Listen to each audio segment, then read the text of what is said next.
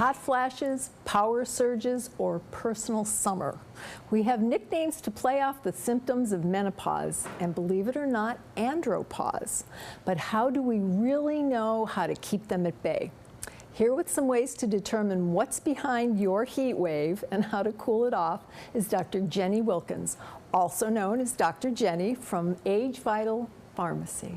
Hi. Hi, Nancy. How are you today? Good. Welcome to our first show. I'm so glad that you're going to be with us all 13 weeks, and we have a lot to talk about. I know. So many women and men are going to find answers to questions they're most embarrassed to talk about. There we go. And of course, menopause is not one of the things that anybody likes to talk about, but we're going to start with that today and see how we can help our viewers. Yeah, and menopause. Menopause is when a woman's menses pauses, meaning there's no more of these sex hormones that are regulating temperature, and this is where all of the side effects come from. The side effects of having insomnia, or you're losing your hair, and then this hot flash where women get hot and then they're cold and they're hot and they're cold. I have some women that come to my facilities, Nancy, and they say in the middle of the night they wake up in a pool of their sweat, and they're like, what is going on, and how can my body be doing this? Like, help me please, I can't live like this. Or they're in a meeting and all of a sudden they start turning red and they get flushed and flustered, and you know, it's almost like this heart palpitative type of thing. It's not just the Florida heat, because I'm having a hot flash just, you know, coming here today with that Florida sun, but it's an actual temperature thing. So what in our body is regulating our temperature, our metabolism? So once women go through menopause, your estrogen goes through the roof, your progesterone starts to drop. So when you have this lack of homeostasis, meaning a lack of hormones being imbalanced, your hormones start to drop slowly, and with that, bad things start to happen. So it's typically linked to estrogen dominance. And here in this toxic country, I mean, we have xenoestrogens, phytoestrogens. Think of estrogen as like, you need a small amount of estrogen to protect your heart, but you don't need all of this abundance of estrogen that we're getting in our environment from our plastics, from our tap water. Believe it or not, our tap water has all these molecules. So when you're drinking tap water, I tell women, number one, you know, make lifestyle choices. Look at what you're drinking, look at what you're eating, and then avoid, you know, these key factors. So I tell people avoid, you know, certain prescription drugs because they're loaded with synthetic hormones, for example. That's going to mess up, you know, the ovarian cycle, your natural cycle. So and what if you're given these by a doctor? How do you change? Obviously, we come see you, but I mean, what should they do? They can't just stop taking their medication. Right. This is when they have to, they start to advocate for themselves. When the patient becomes their own healthcare advocate, and I love empowering the consumer, saying, okay, I am not, you know, Premarin deficient. When women are going through menopause, doctors want to give them this Premarin pill. Right. And Premarin is derived from a pregnant horse's urine. That's disgusting. Why would we be prescribed that? Or they're given Armour Thyroid, and Armour Thyroid is derived from pig. It's like, we are not animals, doctors. We are not pigs. We're not cows. We're not horses. Why are you giving these supplements that have a longer list of side effects than benefits? That's when the customer goes to their doctor and saying, you know what?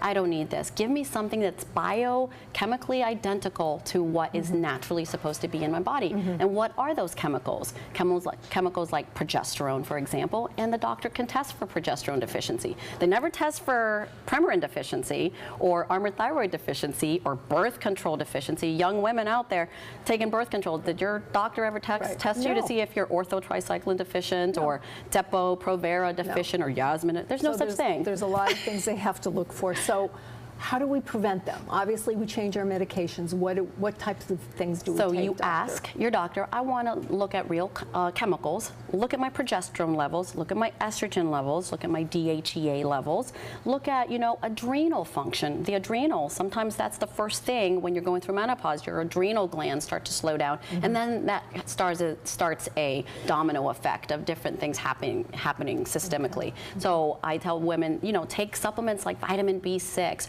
or adaptogens that help reboot the metabolism, that adrenal gland. And when a woman's adrenal glands are slowing down, the weight starts to get put on, and it's everywhere where we don't want it, in our hips, in our underarms, behind our thighs, the dimply tush. It's like, no woman wants that. Telltale sign that you're going into menopause. Right. But what's this you were saying, the android?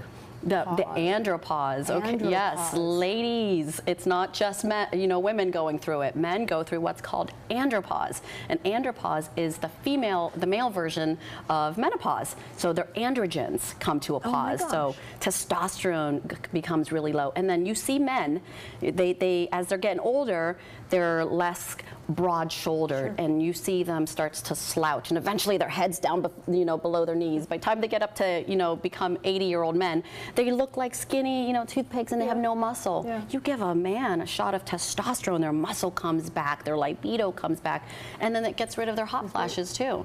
So hot flashes, men suffer from hot flashes. So you brought some products. Are these just for women here, or are these men and men and women? Okay. Now this is one that I personally take.